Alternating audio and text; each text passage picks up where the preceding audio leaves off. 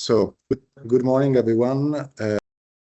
On behalf of the HYScale PROMISERS and FASTCH2ANGE consortium, I would like to warmly welcome all participants to today's workshop. First of all, I would like to thank our hosts at the Centennial International Campus for supporting the organization of this event, as well as the colleagues from all three projects who have made the effort to join us today, either in person or remotely. Today, it represents an opportunity to bring together three projects funded under the Clean Hydrogen Partnership, each addressing different but highly complementary aspects of Europe's hydrogen transition. And we have representative of all three of these projects. They all look like different projects, maybe, but if we just look at the bigger picture, we can realize that we are all working toward the same goal, toward the same objective. And we are trying to answer the same question: how can Europe accelerate the deployment of hydrogen technologies without the use of PFAS?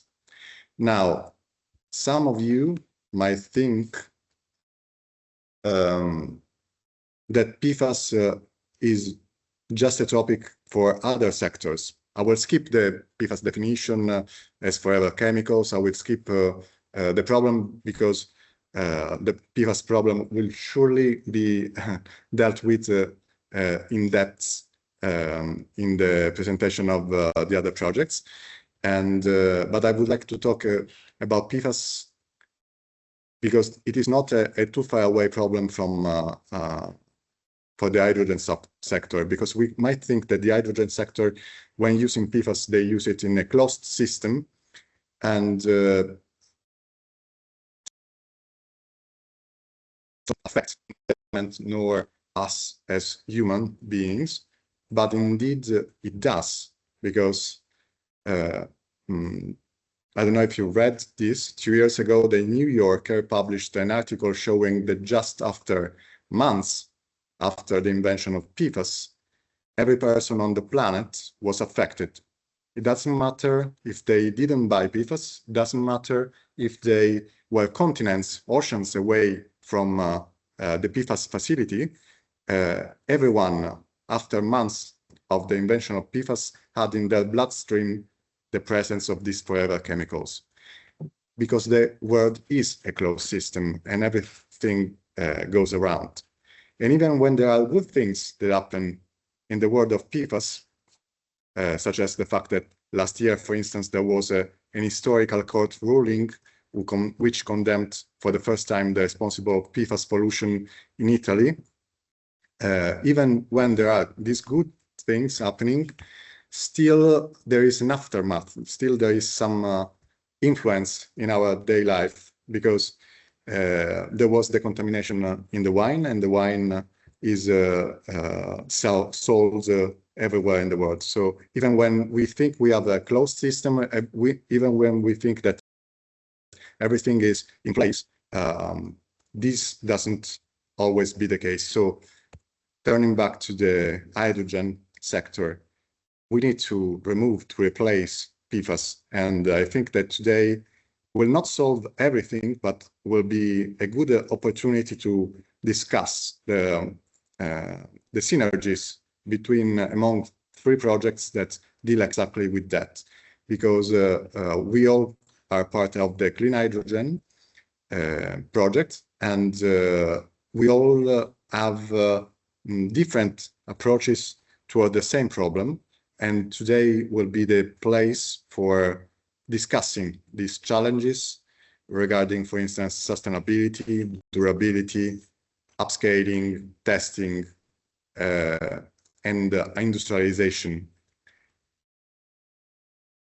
Alone, we can do little, but together we can do a lot of this. So just to look at the agenda of today, we will have a first session about general presentations of the projects.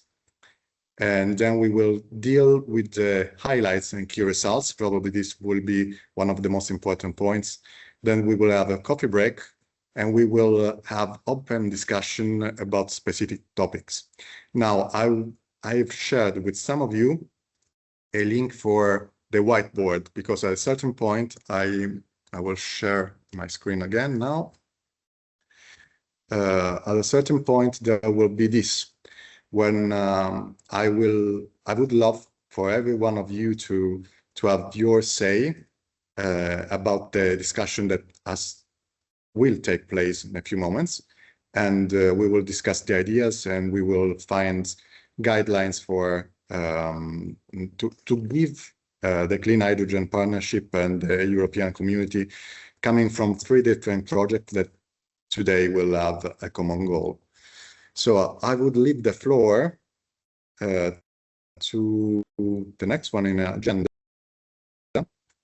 which is HYScale.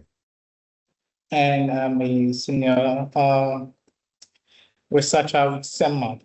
And today we'll be talking about HYScale, and much later in the presentation, my colleague Tobias will also share in the second section. So to begin with, HYScale, a general overview. And for this, I will, of course, give a grand overview of the project goal, the advanced core components of HYScale, some of the results we have, stack design, LCA, and T assessment. So to begin with, HYScale, what is the project about? So the core objective of HYScale is to develop a 100 kilowatt AEM system, or AEM demonstrator, and this is being coordinated by CEMAD. And the project timeline is for 4 years. We started by June 2023. So as you can already guess, we have barely just 1 more year before the project runs up. And for the objective within this high system demonstrator is that the system have to be, or we need to have a high performance index, and then it needs to be low manufacturing cost and very scalable, or easily scalable. As well, it is expected that we have high current density, low CapEx, and it needs to be highly efficient. However, like the introduction already said, one of the key points here is that it needs to be, or it is CRM-free, 1, and also PFAS-free, 2. And lastly, we are operating with near neutral water. So here we are using a 0.1 molar KOH for the system. And the final goal is, of course, validation in industrial relevant environment. And this is actually where we currently are, but pick one, the consulting partners. So CEMAD is the coordinating, the project coordinator, and then we have HYScale responsible for the BOP, and then we have Bakayet, which is also responsible for the substrates that we use. We have CNA, CA, DLR, Meta, and University of Virginia, which is responsible for the LCA and TE analysis. So straight to the point, what we have. The question becomes, what is the distinguishing component or distinguishing feature in HYScale? One, the first one is our CRM-free electrode. In this regard, CEMAD was able to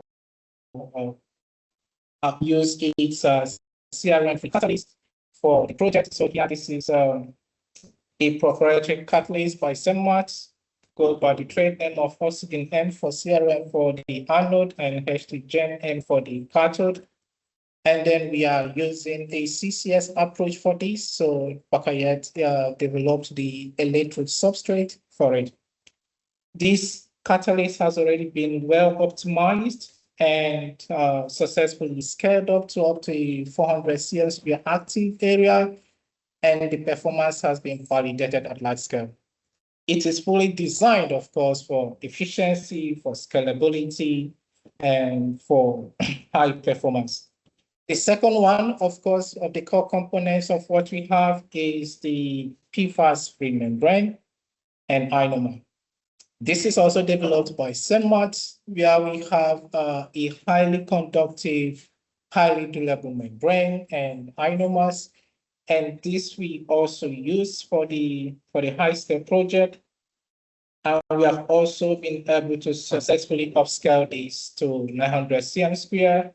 It's been validated also at a large scale, and it is developed with PFAS-free monomers. The next, of course, is now the system components. The system component is actually designed for easy manufacturability, easy scale-up, for low CapEx, and this was developed by DLR. I'll just give a slight overview of what this looks like. So this is what the system looks like, but this is only for a short stack produced with 5 cells. So this is only for a very short stack. And this is basically for the performance validation at large scale. And currently we are now upscaling this to 100 kilowatt, which is currently ongoing. So now I've given a general rundown of the core components of what we have, as well as the basic or the core objective of HYScale. But like I've been saying, the electrode is high durability, it's been scaled up, it's been validated, but what is the essence if I don't show some results for it? So straight to the results of what we have. So this is the result from SEMMAT for CRM-free SEMMAT catalyst operated at 0.1 molar KOH at 50 degrees centigrade. And on the left is of the IV curve. And then on the right is the stability test. Now, the stability test has already been running for over 4,500 hours. And we can see very nice, excellent stability over long duration. And all this is with SEMMAT catalyst as well as the SEMMAT membrane. Now, with regards to the validation, this result has also been validated in DLR. So on the right is the IV curve, which is showing around 2 amperes or 2 volts. 2 amperes cm square, 2 volts, and on the right is the degradation rate.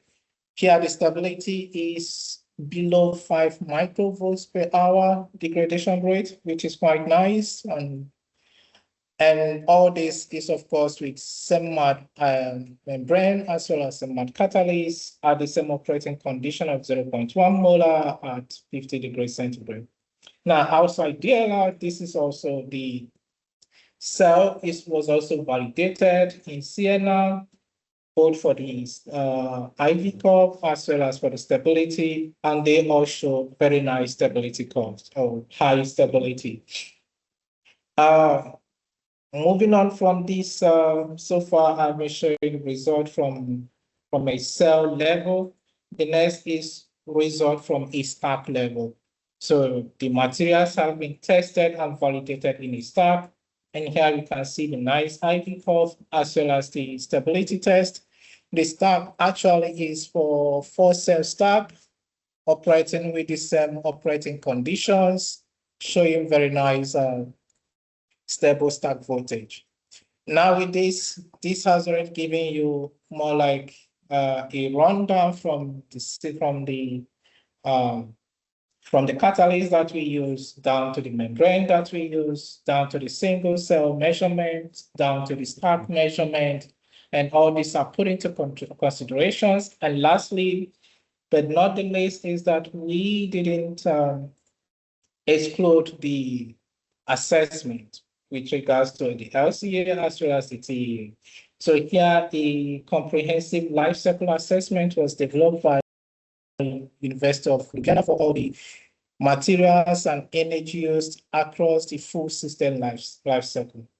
So in this regard, the analysis was looked at the 100 kilowatt system and of course the upscale version of 1 megawatt as well as the 10 megawatt. So basically to a higher level. And we took into account the manufacturing phase for this, the operational maintenance phase, as well as the end of life phase with regards to recycling some of the materials and all this. In addition to the LCA, the TEA was also performed to evaluate the economic viability of the HYScale system, assessing key cost drivers at the megawatt scale.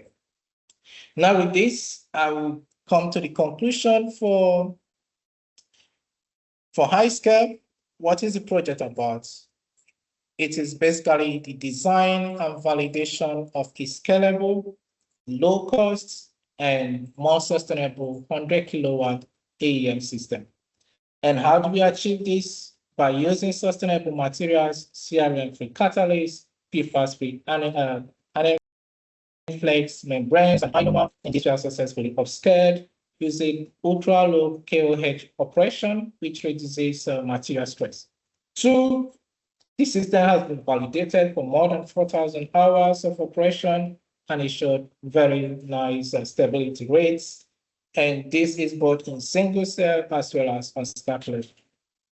And third, this system design was made in such a way that it is highly scalable architecture, which enables low CapEx and as well as for megawatt level capacity.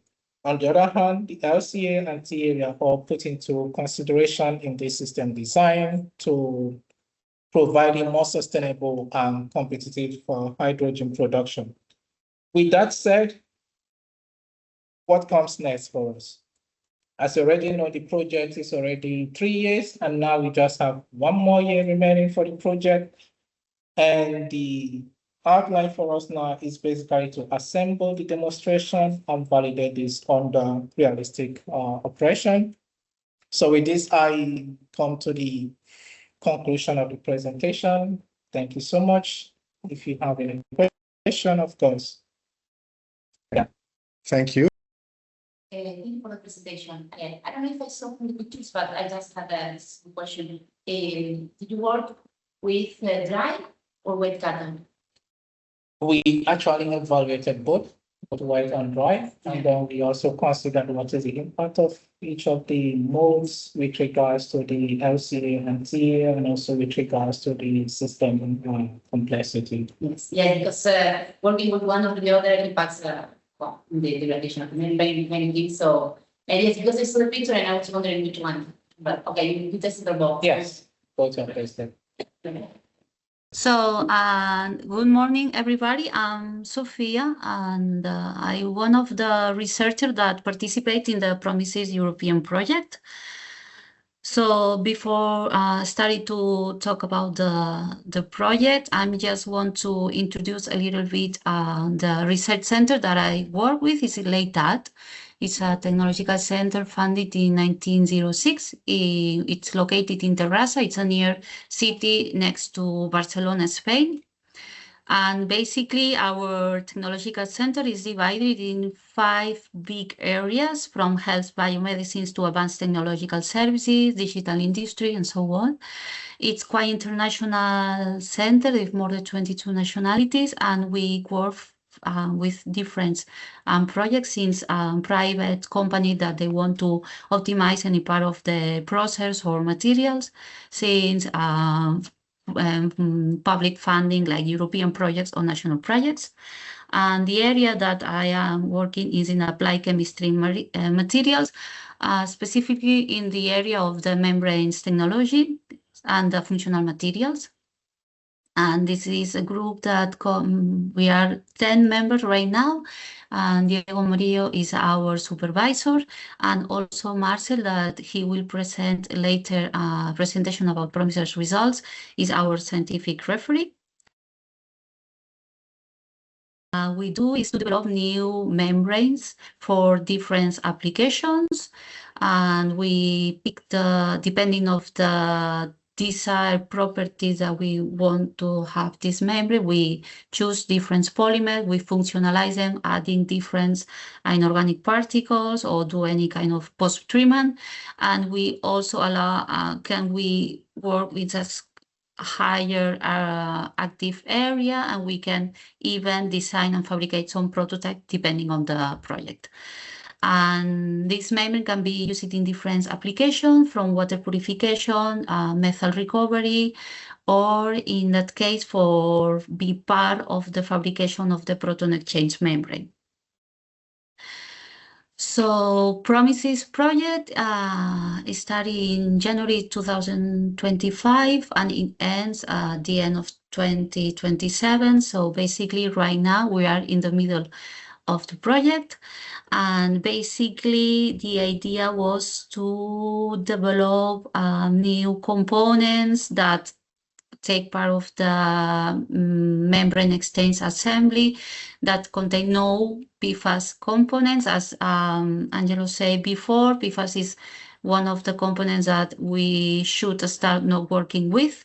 So that's the main objective on this project, is try to replace the PFAS for other materials. And basically the targeting that we have to achieve for the fuel cells and electrolyzers is writing now that achieve 1.5 watts per centimeter square at 0.65 volts for fuel cells and 3 centimeter square at 1.8 volts for the electrolyzers. Also, the idea is to have a low degradation rate, and we should start with, we already started with a TRL 2, so the idea is try to achieve to TRL 4 and 5, means to scale up the MEA and work with a short stack.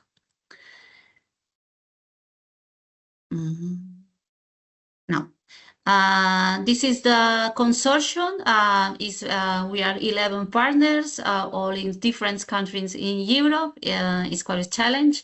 And basically, it's divided into 4 major companies, HYScale, RIN, and the Northern Fumatech, 2 small companies, Silfion and HYScale, and 2 technological centers, TNO and Leitat, and 1 university. And each one takes part of one of the work package. It means from the development of the proton exchange membranes, the catalyst layer, to design the stack, and so on. So why this project and all of the project that we are presenting today basically is the idea is to try to get or try to replace fossil fuel for others green energy. So hydrogen technology is one of the key of the energy transition, enables to work with to obtain zero or low CO2. And it's writing here, the hydrogen industry produces around 44 million tons of hydrogen each year and emitting 130 million tons of CO2. The main production routes are basically from the steam methane, coal gasification, or electrolysis. And that's the thing, that the problem is that hydrogen is produced with fuel cells, and this is a problem. So it's here, there is a small summary of the divided in colors depending of the CO2 emission. I mean, the gray hydrogen will be the worst because basically we emitting to the outside huge tons of CO2. The idea is to move from gray hydrogens to the blue hydrogen. The CO2 can be captured or reused in somehow, and the perfect one will be the green hydrogen, is to use from green power, obtain hydrogen without any CO2. And the PROMISERS project overview, as I say, is to try to fabricate MEAs without PFAS. As I said, Angelo, before, PFAS is a group of synthetic chemicals that it was started fabricating in the States in 1940. They have a very high chemical and thermal stability. So at the beginning, it was like a good idea. But at the end, we realized that since they have a very high chemical stability, it means when you destroy, and at the end is accumulated in the environment. So at the end, accumulated in our body.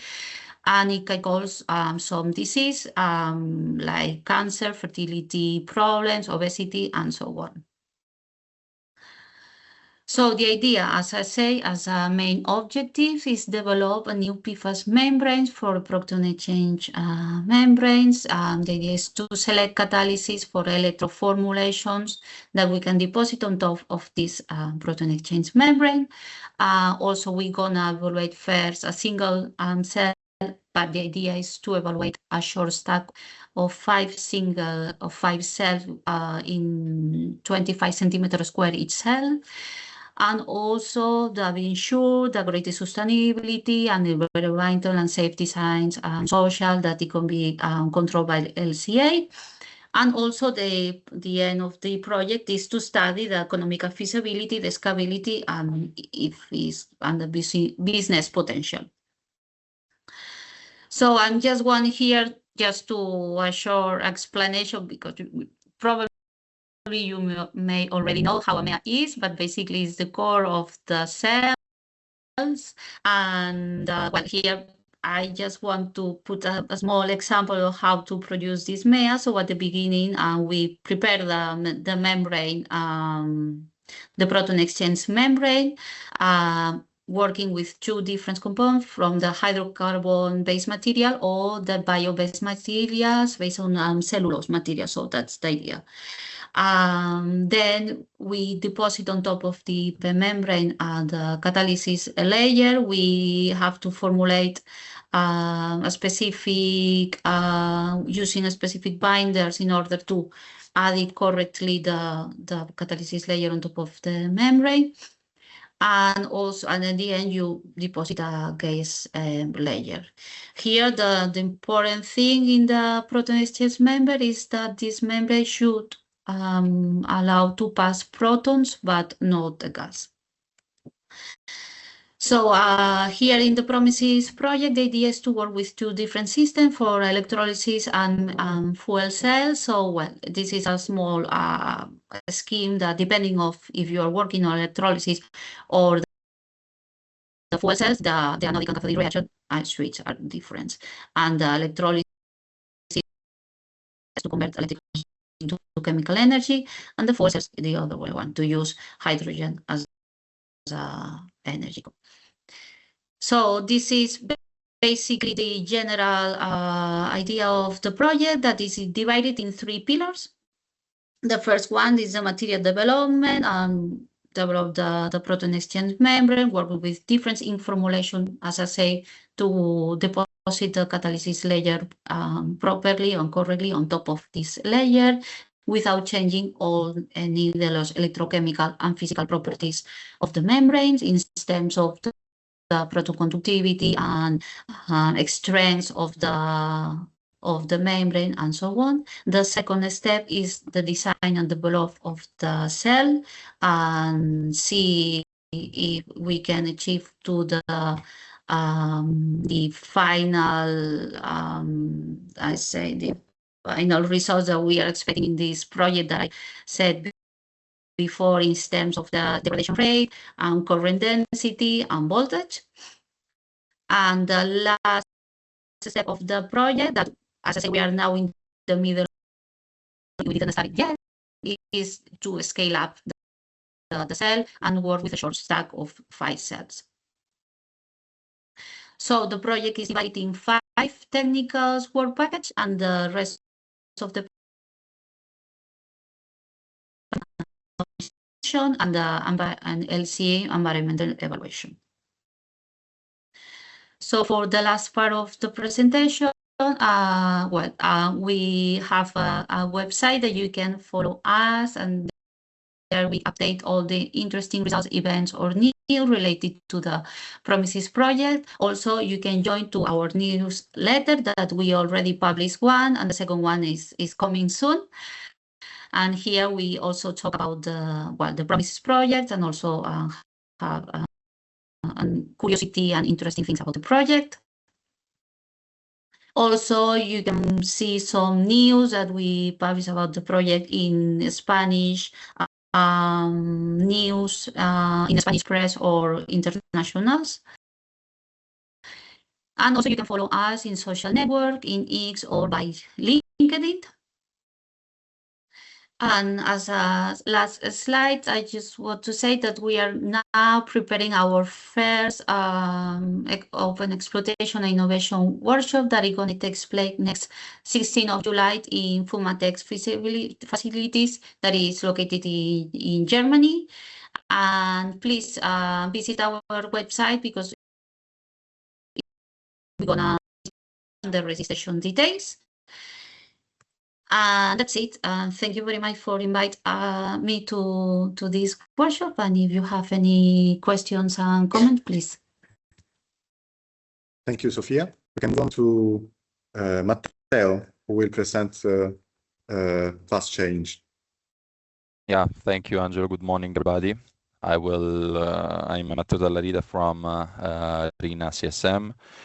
We are the coordinators, as you know, of the FASTCH2ANGE project, and I work at the funding unit of that was involved in the preparation in the pre-award step of this fantastic journey. And I'm going to give you a general presentation for the people who don't know FASTCH2ANGE. Of course, there are a lot of people involved in this workshop that know FASTCH2ANGE very, very well, and already were present at this brief presentation I gave last week in Strasbourg, where we participated at the Fast Forward project for some of our results, and I would like also to give you some comments and I think key takeaways from workshops that are dealing with the PFAS problem at a European level. So I'm not going to give you information about PFAS because we all know what PFAS are, and we all know the problems that are related to them. This is something very important at national level in Italy specifically. I'm not saying that this is not important in other places, but in Italy there is a huge problem. And Angelo, thank you for leading the discussion at the beginning of this workshop. Since the PFAS problem is not something, I mean, we are focusing on the hydrogen sector, but it is definitely not a problem of the hydrogen sector. It is a problem of all of the sectors that are dealing with some mechanical needs that are related to harsh conditions, for example, the presence of acidic environments, high current densities or temperatures, or in general contexts where the permeability to hydrogen is important to be low, for example. In all of these cases, PFAS are present. We started focusing on the PFAS problem because we are working a lot in the hydrogen sector, but it is important to understand that the materials we will be developing in FASTCH2ANGE, in the FASTCH2ANGE project, but also in the other project that have been presented before this presentation and other projects that are ongoing right now at European level, will be fundamental because will be transversal. We are dealing with the development of new materials that will be useful to other sectors. Just for naming a few, for example, the battery sector is another sector that is impacted by PFAS. Hydrogen transportation, for example, the FASTCH2ANGE project is about hydrogen production, but hydrogen transportation is also relevant. So because of the properties of PFAS, our work, I believe, will be impactful in a lot of different ways. But in this specific case, talking about protein exchange membrane-based electrolyzers are using, at least in the 90% of cases right now, PFAS-based membranes or components, generally speaking. Components that are present in membranes, gaskets, and in other coatings that are used in this sector.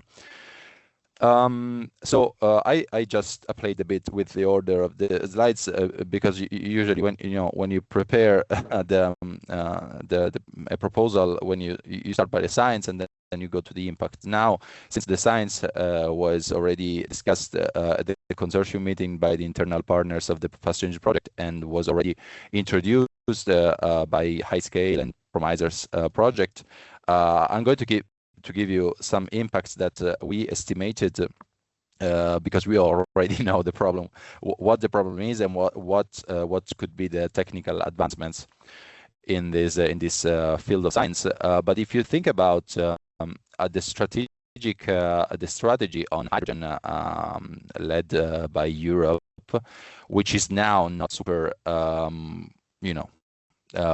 these figures were based on the strategy based on the 2030 targets of 2 years ago. That was the installation of 140 gigawatts of energy produced by hydrogen. And in that case, if you go if you do the math on the components that are present in the electrolyzers, you obtain 1,750,000 of fluorinated ionomers and 8,750 tons of PTFE from the sealing component. So we are talking about a huge amount of PFAS, and the problem is that how we are going to to dispose them, because of course the problem is on two sides: the development of components that are entirely PFAS free, and the disposal of those components. And we were discussing also with the colleagues last week, and this is a problem that sometimes is underestimated, since sometimes we only talk about membranes. But the cool thing in this all of this project is that we are not dealing the problem only from the electrochemical perspective. We are dealing the problem also from the material science perspective in general. And this will be, I believe, of course, this is not the impact we will have at the end of the FASTCH project, because the FASTCH project will end in more or less 2 years, a year and a half. So, but this is the final goal, the strategy, and it is important to understand the final results we are going to reach. But going to the project at a glance, I'm not going into details. This was presented by the before myself. We've been funded at the end of 2024, and we applied to this topic. We've been funded with also PROMISERS and the COPEM project, and we started in March 2025. The FASTCH project, as I was anticipating, is leading the development of proton exchange membranes, catalyst supporting layers, gas diffusion layers, and components. And the final target will be to validate all of these components, intended as an integrated environment of new materials that will be validated in a 5-cell stack demonstrator. And this is something that is I know that this is something very ambitious, I would say, but we are working well. My colleagues mainly are working very hard in the laboratories for that. I'm not in the laboratory anymore, unfortunately. The consortium is composed of RINA CSM as a coordinator and the developer of some components of the membranes and the sealing components, and also dealing with communication and dissemination stuff. We are also present in this consortium with our sister legal entity, RINA Consulting. They are expert in LCA, LCC, social LCA, and business exploitation. And the other very important partners, and I thank them very much once again, also from the the proposal preparation perspective, but also for their collaborative behavior in this last 18 months. Tecnalia from Spain, Edenet from Spain, VTT from Finland, Il Sentiero International Campus, which is hosting this workshop. Thank you very much. And also, but last but not least, Fraunhofer Heise for their work in this project. We are proud of having a strong advisory board that is interacting with us. We have Industrie De Nora involved in this advisory board, Professor Isabella Nicotera from the University of Calabria, and Dr. Gerd Schumacher and Dr. Fabian Schiepers from Jülich Research Center from Germany. Thank you for your support in these last months and for your participation to our questionnaires and to our interactions. Very briefly, the methodology of this FASTCH2ANGE project is, as I was anticipating, related to the development of PEMs, catalysts, diffusion layers, and sealing components. PEMs, the common ground here is to have an integrated approach that will, and I'm speaking specifically of a RINA-SSM approach, is dealing with the utilization of the sol gel route for accessing all of these materials.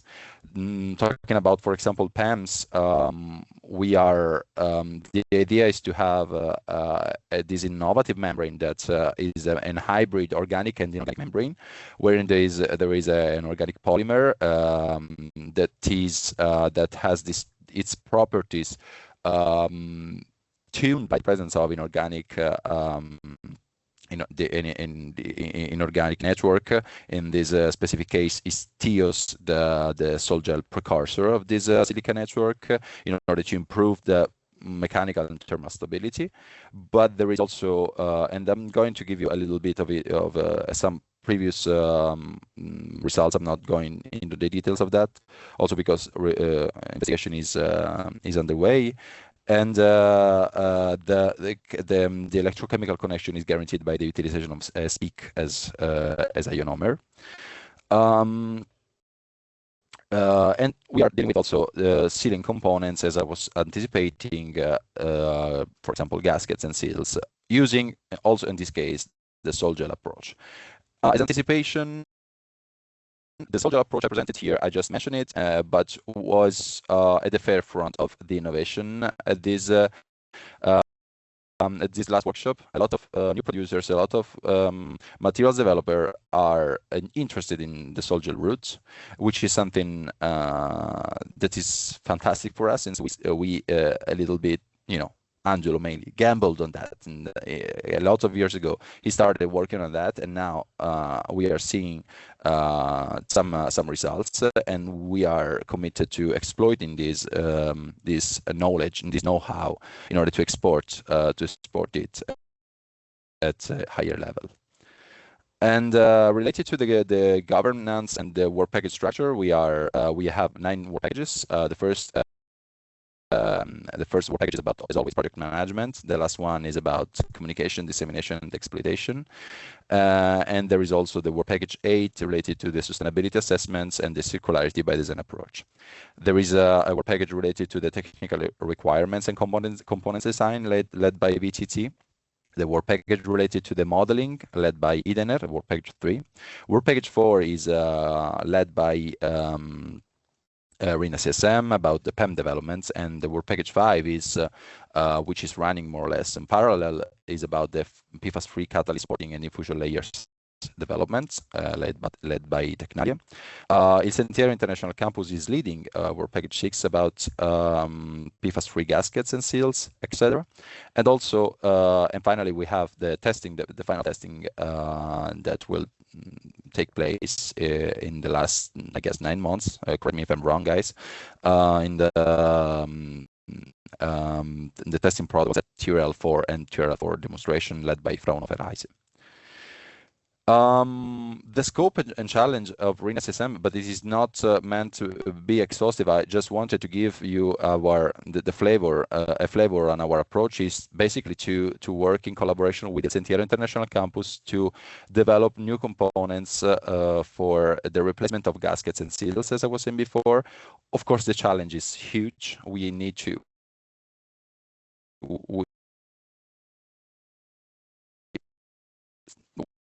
replace something that is super, that has properties that are difficult to match from the chemical, thermal, and mechanical stability perspective under different conditions.